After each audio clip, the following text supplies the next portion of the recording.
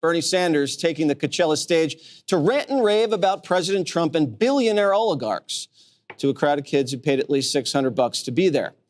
Feel the burn, and AOC also bringing their socialist message to L.A. and Utah. Tyrus slams leftists for their pathetic attempt to win voters, and he's dead on. You can't win working class Americans with $30 lemonade, anti-Trump chants, and no real plan. Voters want answers, not outrage. And Tyrus just exposed the whole charade live. Let's get into it. We got a president of the United States who... I agree. The future of what happens to America is dependent upon your generation.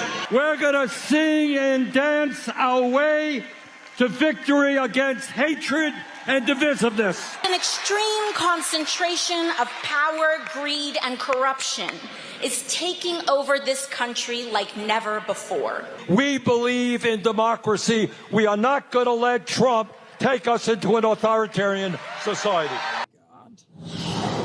All right, so Tyrus, I did not see Bernie going to Coachella. Why not? Why not? So by the way, I hate to disagree with you. That's a disagreement between you and me. Sorry, I'm keeping a list. What do we have? The $600 was the cheap seats. That was the cheap seats. Those are the cheap seats. If you want to sit up close, I believe it was a little more, almost $1,100. I think it's amazing that a socialist has a speaking fee, by the way. I wonder how much of that money went to the good people of Sanders, probably to help build his mansion. This is laughable.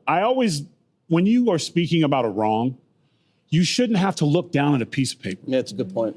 If you are speaking about injustice, I need to, and that's all you need to see, is that they are just saying things with no actual facts behind it. It's not a battle for Gen Z. It's common sense versus BS, and that's BS. Bernie Sanders goes out there and tells a bunch of people who can afford to be there how bad their lives are.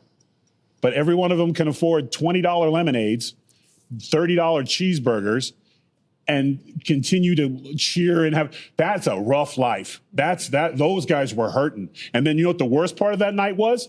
The long line of valet. Unbelievable that they had to wait up to 20 to 45 minutes for their valet. Times are tough for them right now in America, where guys, President Trump has capitalized on my favorite thing in the world, common sense. And when you have common sense, it brings everybody together.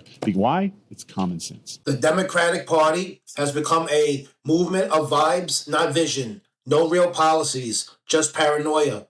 No economic strategy, just climate, sermons, and race-baiting lectures.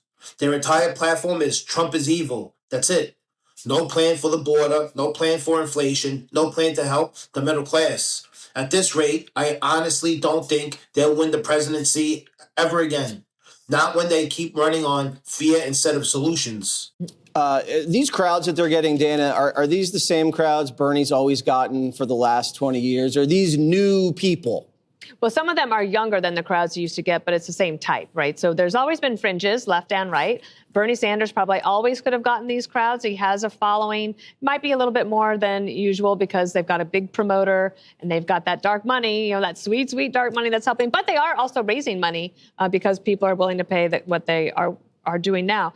I think one of the things they'll find, though, is that the energy they have in the Democratic Party that's on the far left, that will maybe help for the far left candidates in the primaries that are to come, right? They have now some younger people that are wanting to take on some of the old guard. And that kind of energy for younger people who know how to use the phones, that can help them win to become the candidate. But I think it will hurt them in the general elections because of the way people have been voting. And we saw that just 8 months ago in 2024. I would also add that the Republicans have all the energy on their side when it comes to the number of young people that voted for Trump. And if they can hold on to that for the next election, then you have young people voting for your party, the Republicans, in 2 elections. That means that just typically in their life, they will probably vote Republican their whole life, driving their parents absolutely crazy. Let's get them. Let's keep it going. So moderate Democrats, when they see Bernie and AOC out there getting crowds like this, does that make you guys nervous? No, but it makes me realize that we forget that politics is about addition. It probably would have been better for President Trump to be there and for those people to have been at the UFC. I would have preferred to go to the UFC myself, because at the end of the day, just speaking over and over and over again to the very people who agree with everything that you agree with doesn't necessarily bring you any more voters when it all gets said and done. It would have been interesting to hear Bernie or Mr. Sanders and the Congresswoman from New York say, you know, we believe we should cut taxes and regulations on small businesses. We believe that the first $50,000 of earned income on someone should be tax-free, payroll tax-free. And in fact, President Trump, we agree with you. When you brought and had President Zelensky in the Oval Office with you and you proposed a rare earth mineral deal, probably the greatest thing our country can do to reduce our reliance on China over the next 20 years and going where that puck is going, what I was trying to say, Judge, is to make it where China, who has threatened us with halting rare earth mineral exports from their country to ours, if we had a deal with Ukraine that stopped Russia and gave us an opportunity to build our economy for the future. That's what politics should be about. And that's what I'm hoping, whether it's Bernie Sanders or whether it's someone else on my party, that's what we should be talking about. Harold suggested that AOC and Bernie go to a UFC fight, Judge. What do you think that entrance would look like? You need to run for office. I would go in a minute. Here is the difference, okay? First of all, you've got two totally different audiences. The UFC audience, you've got a lot of blue collar, family, working class. You've got everyone is family. There's people who love a fight. And the difference, not with each other, you're right. Not with each other, but the difference is the reaction. Donald Trump walks in and immediately the place explodes. And what do?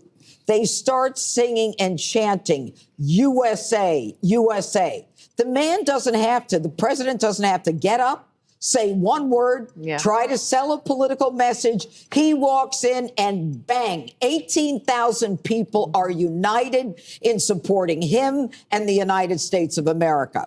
Now, juxtapose that to what's going on at Coachella.